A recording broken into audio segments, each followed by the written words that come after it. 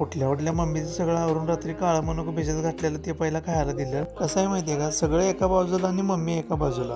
आई साहेबांचा हुकूम आपण कधी मोडतच नाही. मम्मीने चिरमुरं खायला मागितलेली, तुझ्यासाठी काय पण म्हटलं आणि प्लेट भरून चिरमुरं आणून दिलं आणि पोटाला आधार म्हणून मी पण 2 घास खाऊन घेतलो. नाश्त्याचं सगळं आवरून मम्मीला पहिला फिरवून घेतलं. आंघोळीला पाणी ठेवायचं म्हटलं तेवढ्यात गॅस संपला. असू दे म्हणलं, दुष्काळात 36 महिन्यात काय विषय नाही. पहिल्यावान असल्यागत कपडे काढले आणि गार पाण्याची बाल्टी भरून घेतली. म्हटलं सुट्टी आहे, गार पाण्यानं आंघोळ करायची आज. आंघोळ करून झाल्यावर मम्मीला पहिला खुर्चीवर आणून बसवलं. सॉक्स एक पायातनं सारखं पडते ती. किती वेळा जरी पडलं तर आपण घालायला दमत नाही. पायाला गार लागते म्हणून दोन्ही पायात पहिला सॉक्स घालून घेतलो आणि थंड जास्त पडल्यामुळे पाय लागल्यात मम्मीच दुखाला. हे असं मालिश काय आपण रोज करतोय सोडा, त्यात काही विषयच नाही. कसं आहे, आईची महानता सांगायला शब्द कधीच पुरणार नाही आणि आईचे उपकार फेडायला 7 जन्मात जमणार नाही. आई नावाची संपत्ती एकदा का तुमच्या आयुष्यातून निघून गेली, मग तुम्ही किती पण पैसा मिळवा, तुम्ही आयुष्यभर ही भिकारीच राहणार. म्हणून सांगतोय मित्रांनो, आई वडिलांना वेळ द्यायला शिका. मम्मीचा व्यायामावरून बाहेर फिरायला आलेलो तरी बारकी पोरं कशी खेळायलात बघा.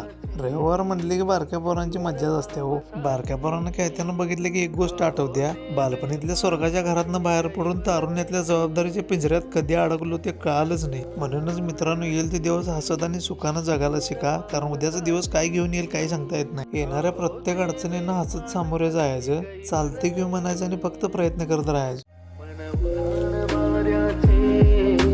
तुझ पावसाचे